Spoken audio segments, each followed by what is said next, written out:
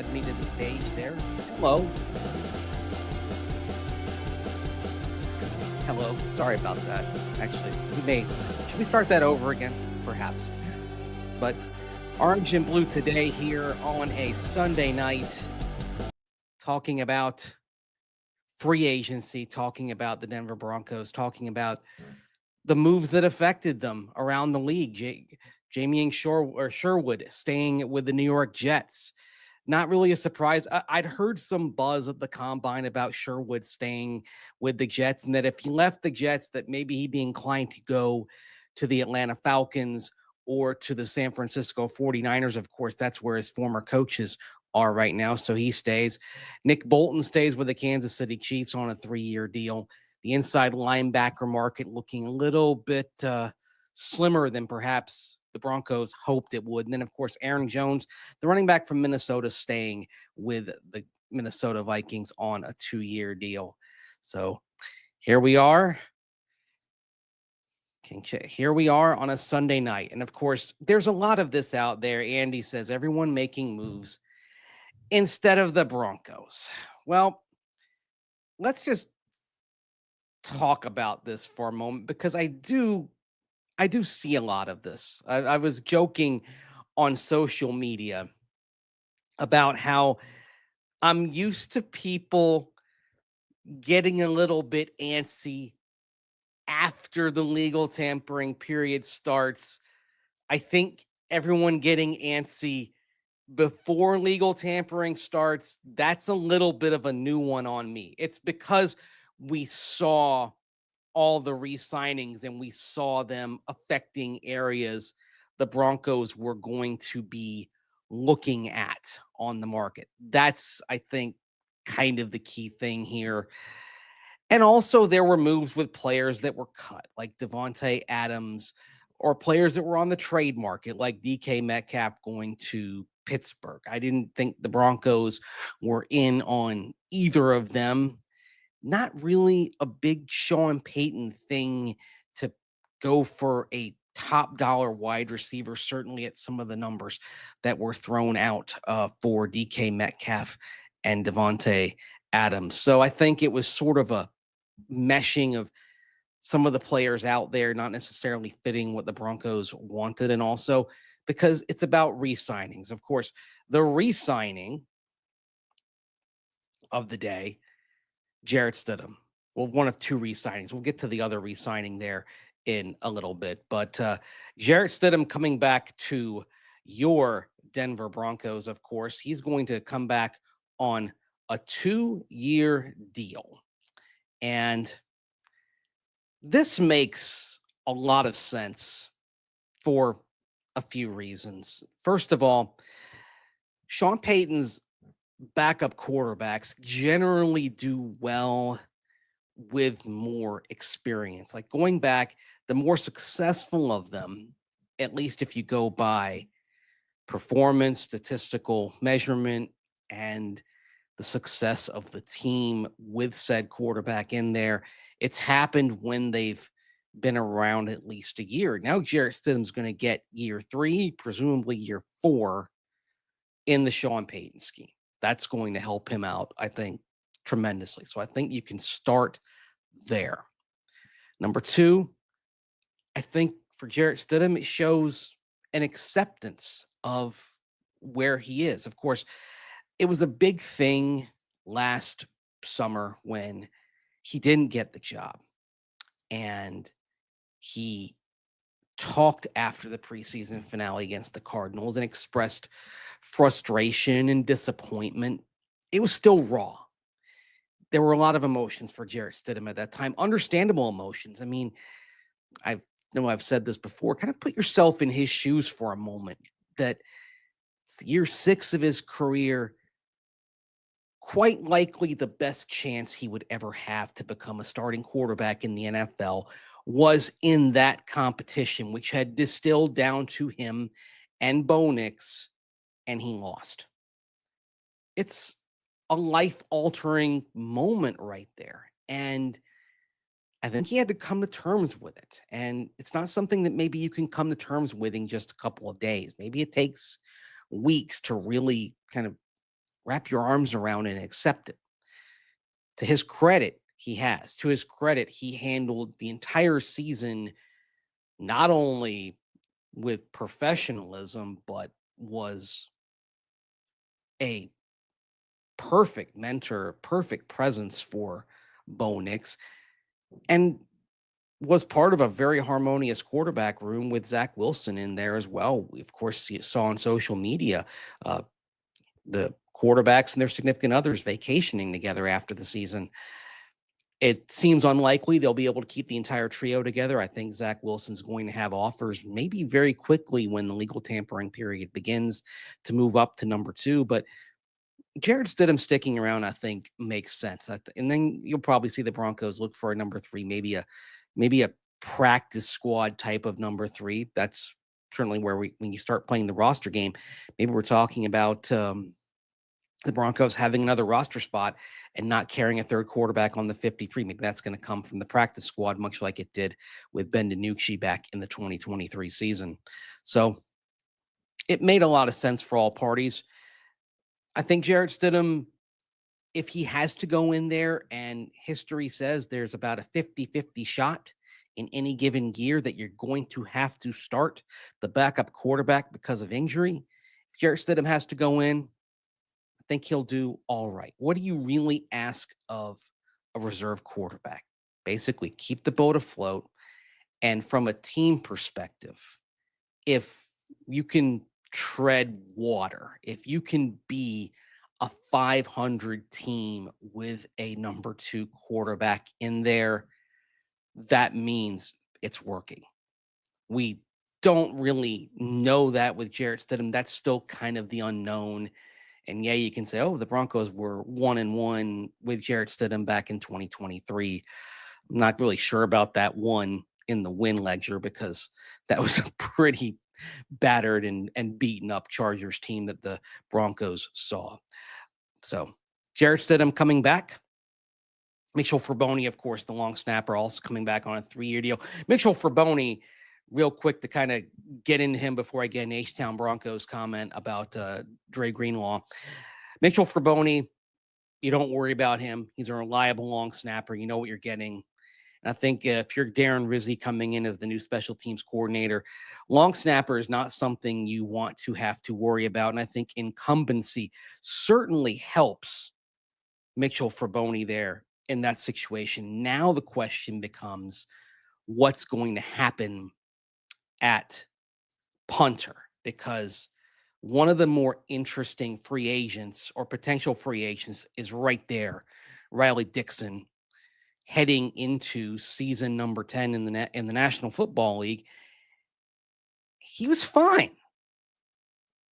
He was 10th in net average. If you go through and average out net average, touchback percentage, inside the 20 percentage, gross punting percentage, he averages out to 16th.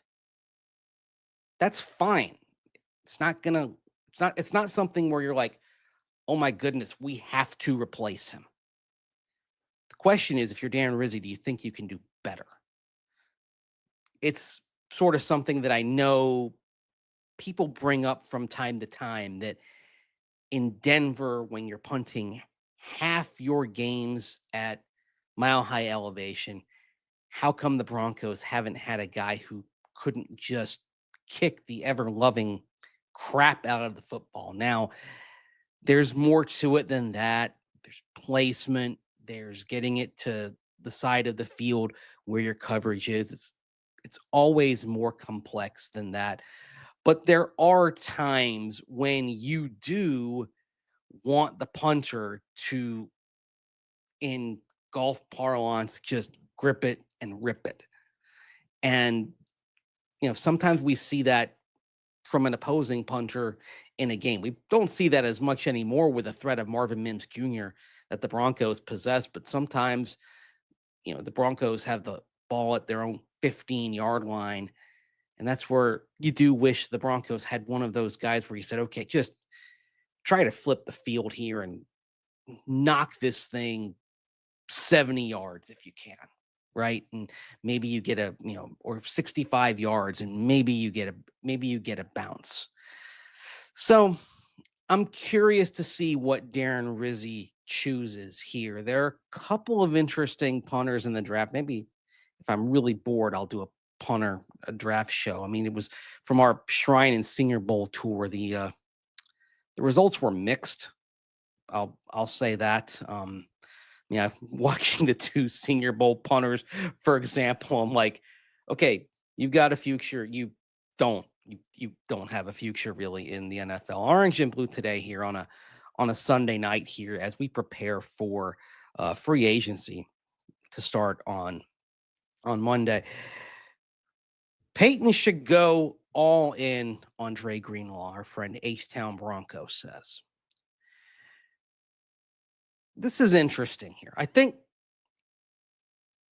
if we're talking about what their peak play is, what they could be, is Dre Greenlaw the best remaining player on the market at inside linebacker? If he's 100%, yes, because he's 27 years old. And that's a discussion you have to get into because I put out some numbers defending the run, and this is a key. You do want somebody who's going to be helpful defending the run.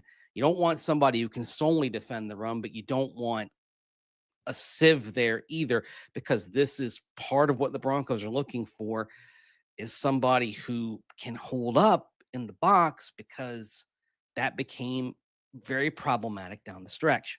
So that's why earlier tonight I brought up some of the better run defenders last year per the run stop metric that Pro Football Focus has, and of course, two of the names that came up were guys that are getting on in years. I mean, you have, for example, Eric Kendricks, who's 33 years old, and Denzel Perryman, who's not only 32 years old, but has been in the NFL so long that he was a San Diego Charger, and of course left and came back. So at this moment is, a last remaining San Diego Charger.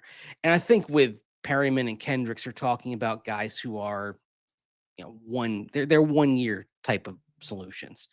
Dre Greenlaw, if he's all the way back, definitely is a multi-year solution. The question then becomes, do you want to have two inside linebacker spots that have guys with significant recent injuries? Because, of course, you have Alex Singleton coming off the ACL, and you have Greenlaw, who played 34 snaps last year coming off of the ruptured Achilles. And as Kyle Shanahan said immediately after Greenlaw played, talked about him dealing with some soreness. So he wasn't ready to come back. He was cleared, but he got out there. It didn't go as well as they were hoping. So certainly you're hoping that if you get him, you get the full Dre Greenlaw, you get him back to full health. But the question you would have to ask then is, if you bring in Greenlaw, are you okay having two players at linebacker who both have significant injury concerns, at least in their recent past? And that's why I say, if you bring in Greenlaw, I like the idea. Certainly, I think he's the one who has the chance to solve the problem for the longest. And there's a history of players having successful returns from Achilles surgery, especially at that stage, especially being 27 years old. Well, if you want to be sure, if you just want to be backstopped, if this guy remains on the market a few days in, what if you went for both? I'm going to get greedy here and say, what if you brought in Greenlaw and then you brought back Cody Barton? Now, here's the catch with that. If you're Cody Barton, somebody might want you to be their starter.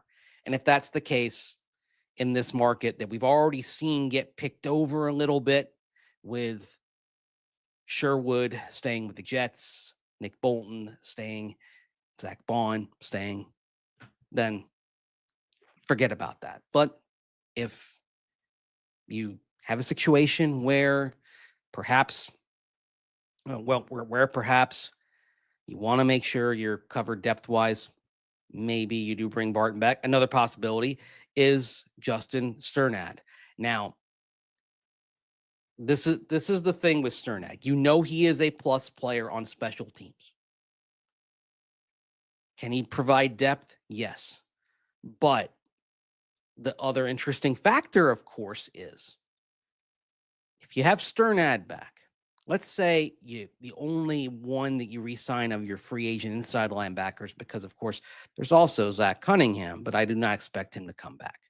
So you have Zach Cunningham, Cody Barton, and Justin Sternad. Of those three, I'd say the most likely to come back is Justin Sternad, probably on another 1-year deal like he just did this past year.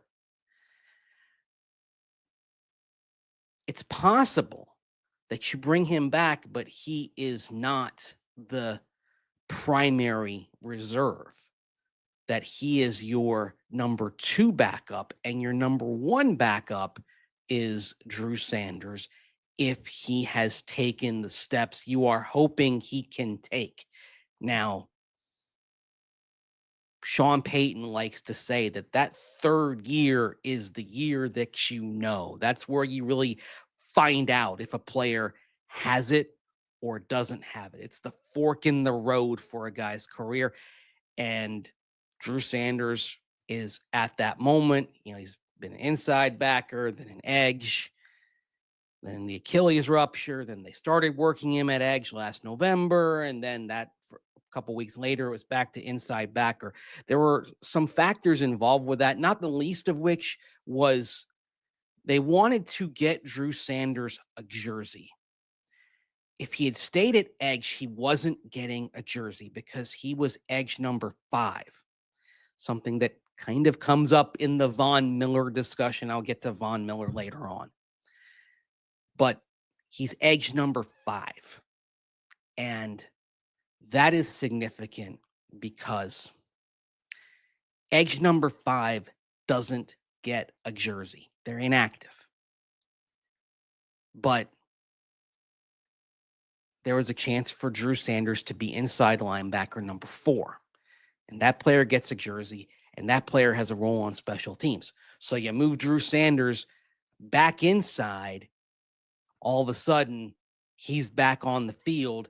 And at the minimum, you're getting a look at him on teams, and you can learn something from that about a player.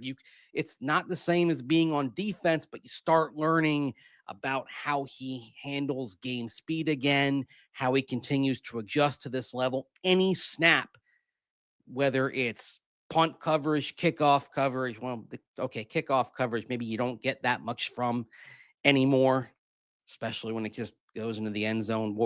We may have a kickoff show later on this month because that's going to be a big topic down in Palm Beach at the league meetings. But punt coverage, punt blocking, it's all good for getting experience. So you needed to get Drew Sanders out there doing something. And of course, he had a smattering of defensive snaps as well. So I think that's part and parcel of it as well. So all about, it's always about young players, right? Always about young players and how they do. Lil Jordan Humphrey on the practice squad sounds nice. Ah, yes. Our old friend, Lil Jordan Humphrey, who is due to become a free agent. And of course, the nice little bit from our friend Chris Thomason about Lil Jordan adding some weight to maybe be in the mix at tight end.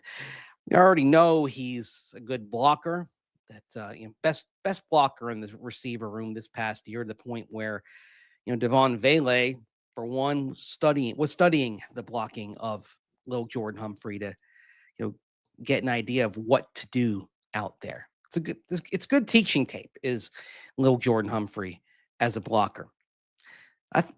Something tells me Lil Jordan Humphrey is going to be, maybe he's not going to be around here as long as Sean Payton's around here, because you hope Sean Payton succeeds and is here for several more years and maybe lasts longer than Lil Jordan Humphrey. But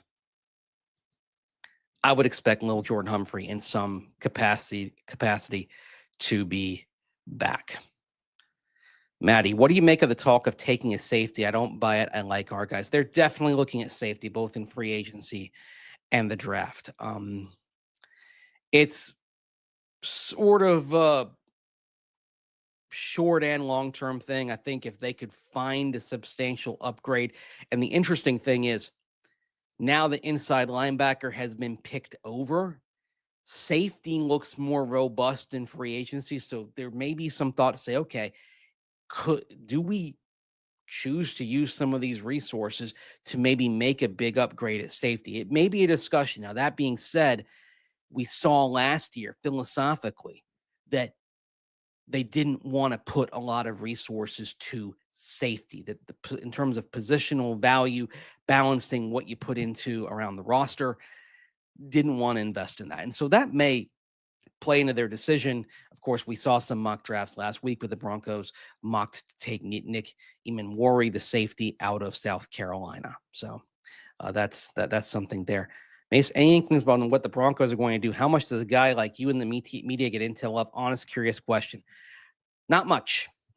And here's the other thing: some of the intel you get can be BS a little bit. So you actually sometimes you get wind of things, especially at the scouting combine, what teams might be doing. Sometimes you get wind of things indirectly. Like I know a few days ago, I was asked, why we weren't making a bigger deal about Sherwood when we were talking about the inside linebackers. And I responded saying that, I'd heard sort of the buzz was he was either going to stay or he was going to go to a team that was in his realm of familiarity, of schematic familiarity, which would have been the Falcons, where Jeff Ulbrich now is, or the 49ers, where Robert Saleh went back to. So that was one of the reasons why I didn't ever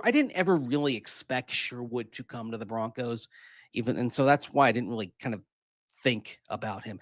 Daniel Gonzalez, need two beast inside linebackers. Well, you may have to go with the draft, but that's where it's an interesting discussion, because positional value says don't take an inside linebacker in the draft. Positional value in the first round of the draft, at least. Positional value also says don't take a running back early, although, Ashton Jeanty could change that. I mean, this is where, if you're the Broncos, if you if you love Ashton Jeanty, and I'm not talking about I'm talking about love. If you love Ashton Jeanty, what are you willing to sacrifice to get him? How high are you willing to go?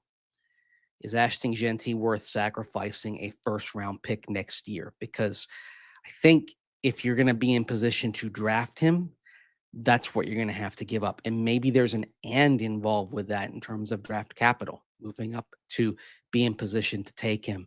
And maybe it's not something you're going to know about what you're able to do until you get to the draft. So, but he makes a lot of sense. And one of the things we talked about with Jeanty, and I'll come back to this, is he is so skilled and so versatile that he can be either Mark Ingram or Alvin Kamara. That's the beauty of him. That's the 2017 Saints running back room. Mark Ingram handling your between the tackles, ground and pound. Alvin Kamara being the joker. I know people sort of hate that term, but handling things in space, being a weapon, catching the football. Ashton Jeanty has the skill set to do either one of those, which means he can kind of adapt to whatever the other running back does well. And that's another running back that you can bring in free agency or the draft. It was why Aaron Jones, if he had become available, made some sense because Aaron Jones has that same kind of versatility as well. Omarion Hampton at 20 would not shock me. Wouldn't shock me either if the Broncos stood pat and took a running back.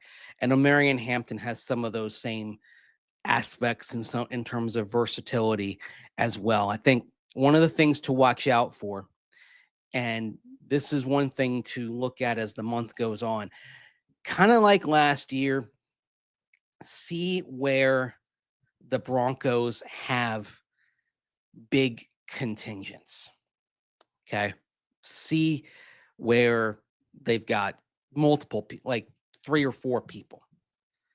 Because if that's the case, that's where they have interest. Do you think Gunnar Helm is worthy of the Broncos pick at 20? No, not that high. I think you're talking more like round 3. I'm interested to see how he tests when he runs at his pro day. Of course, he had the ankle that affected him at the combine workout. But I think he's more of a round 3 type of player. I don't think he's round 2. I think Elijah Arroyo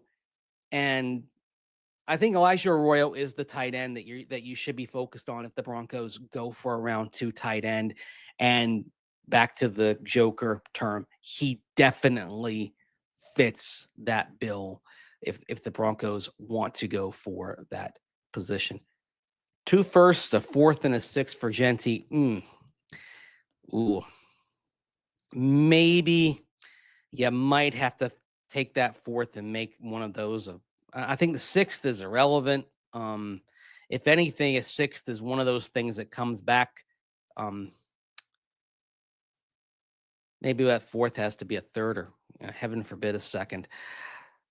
Mace, are we not cutting anyone? Kind of shocking. Well, this is the advantage of being where the Broncos are right now, sitting with $40 million of cap space heading into the new league year.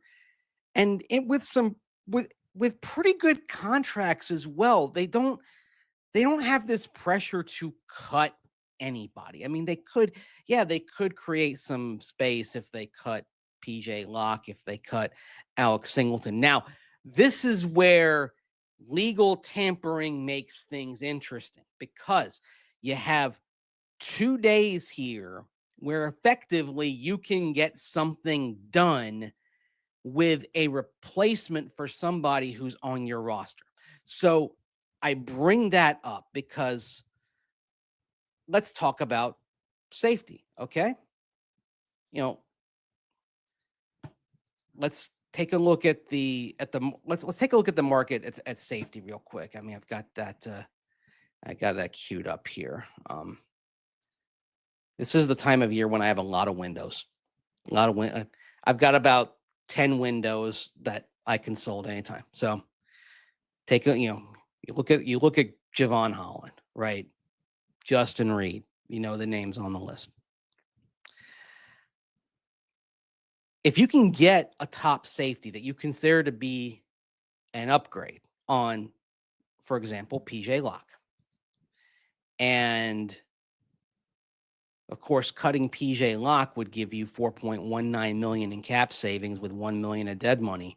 Then all of a sudden, you could make that move. See, and again, you have things agreed to, and then you make the cut. So just because they haven't made a cut doesn't mean they're not going to. That's something that you could learn from the legal tampering period here. William Catalana, you can pretty much figure tight end, running back, DL in the first 3 rounds. No specific order. Possibly linebacker, possibly safety. Those are still the favorites. No guarantees, of course, but those are still like the expectations because again, this is where the draft is deepest. The Broncos' needs do match up to where there should be depth there. So orange and blue today, of course. This is a bonus Sunday night edition. I've been, and I don't know if you've seen my own personal thing. I've been messing around with doing some solo shows here. So appreciate you writing with me on a Sunday night. Trevor says, Mace, love your takes. Always something intuitive. I really enjoy your show. Appreciate the kind words, Trevor. Thank you. Victory lap. I like Sherwood played well last season. Yeah, he did. Best year. I think the Jets were wise to keep him around. Probably, maybe think a little early win for Darren Muji out there. Devin, your room looks insane. Great job. Yeah, I actually want to talk real quick about the helmet there. That was a recent eBay pickup. So got the helmet. I got the giveaway belt buckle from earlier this season. You can see behind me, that's a Milwaukee Braves batting helmet. Got some Rockies bobbleheads there as well. A few things. It's just a glimpse. I've got two offices basically. This is part of the off-season office. And then I'll be back at my other office at some point here later on in the off season as well. William, do you think Juwan Johnson gets signed?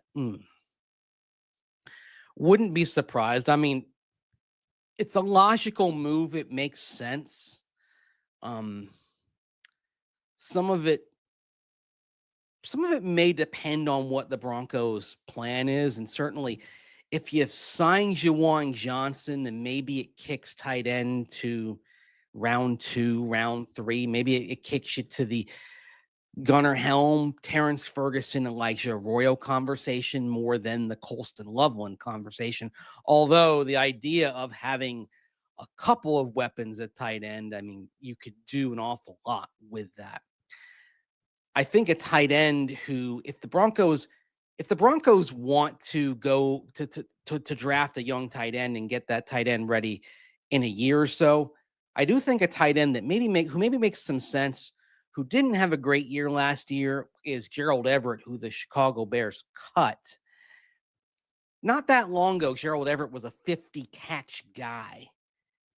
Fell off the cliff with the Bears this past year. Does he have one more decent season left in the tank? Why did he fall off in Chicago? He might be a value add below the radar if you don't want to go into sort of the range that the Bengals spent to keep Mike Gesicki for Juwan Johnson. So sort of depends how much the Broncos want to spend there at inside linebacker.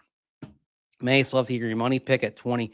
Given the biggies are off the board, Hampton, Loveland, or other. Loveland may not even be there at 20. I mean, Loveland may end up going off the board in the teens.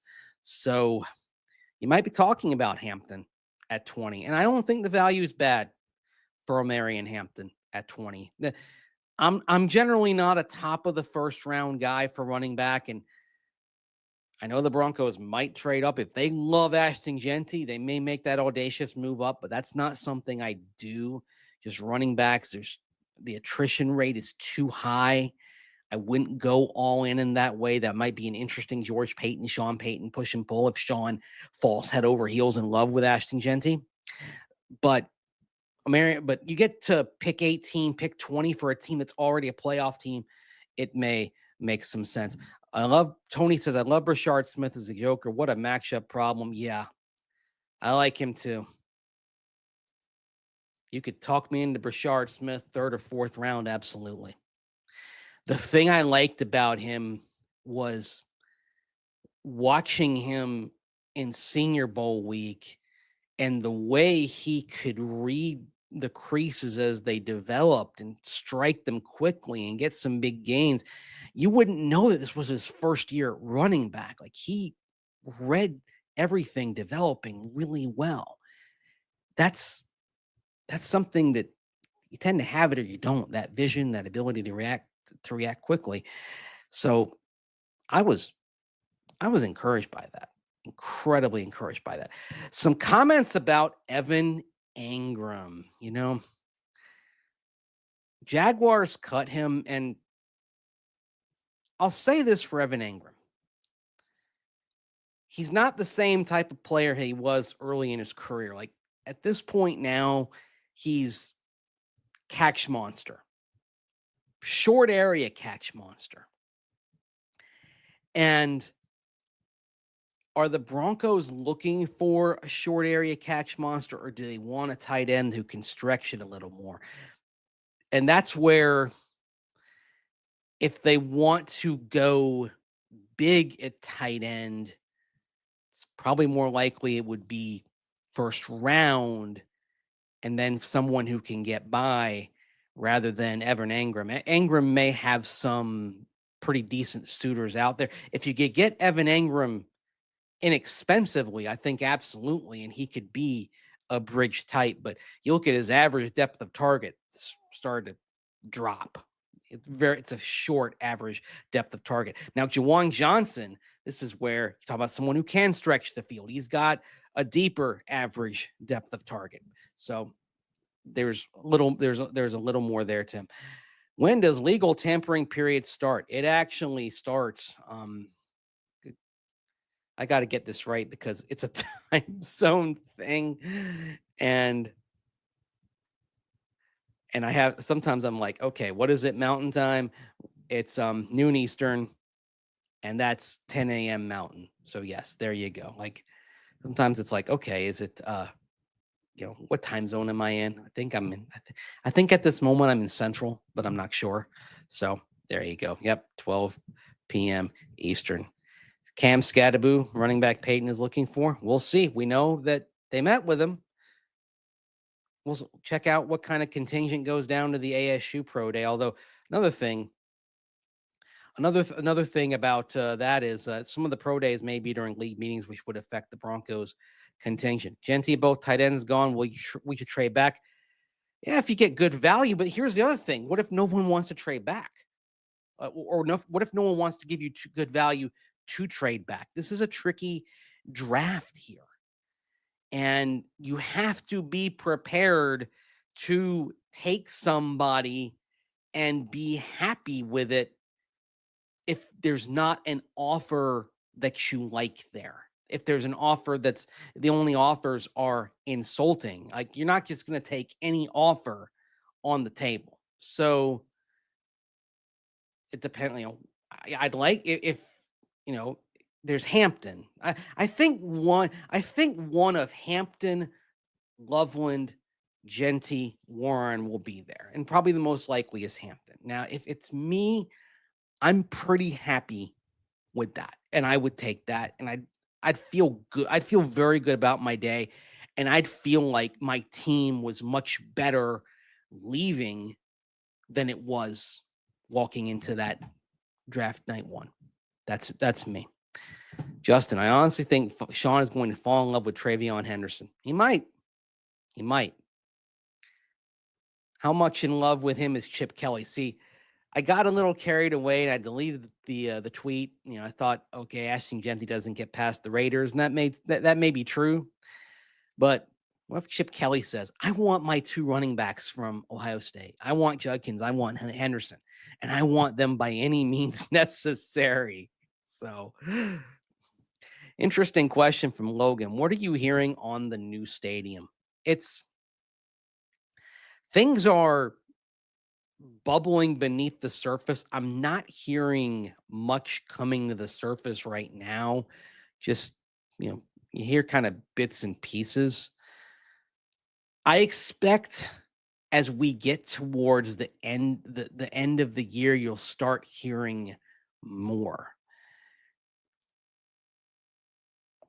Realistically, I think you'll probably see a pretty firm plan start to develop by the end of 2026, because timing wise, if you're going to get it done at some point in 2031, you want to get the land acquired, you want to get everything planned, everything designed, permits, all that.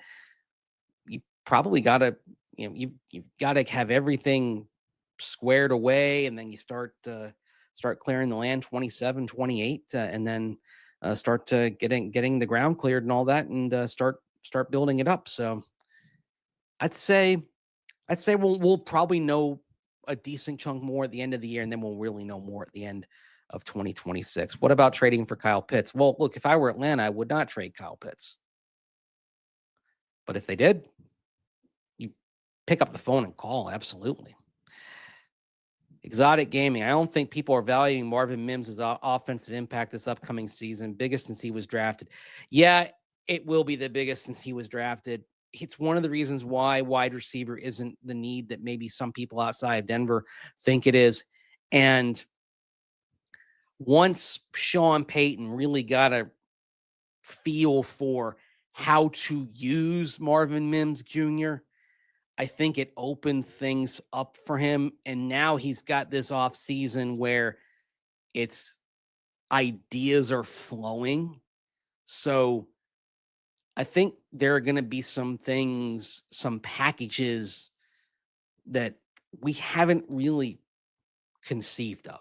This is going to be a pretty exciting thing. Orange and blue today. I think we're going to wrap this up for the night. It's been, I'm probably jinxing it here. It's actually been pretty quiet for the last hour or so. Broncos moves today. They re-signed Jarrett Stidham. They re-signed Mitchell for Boney.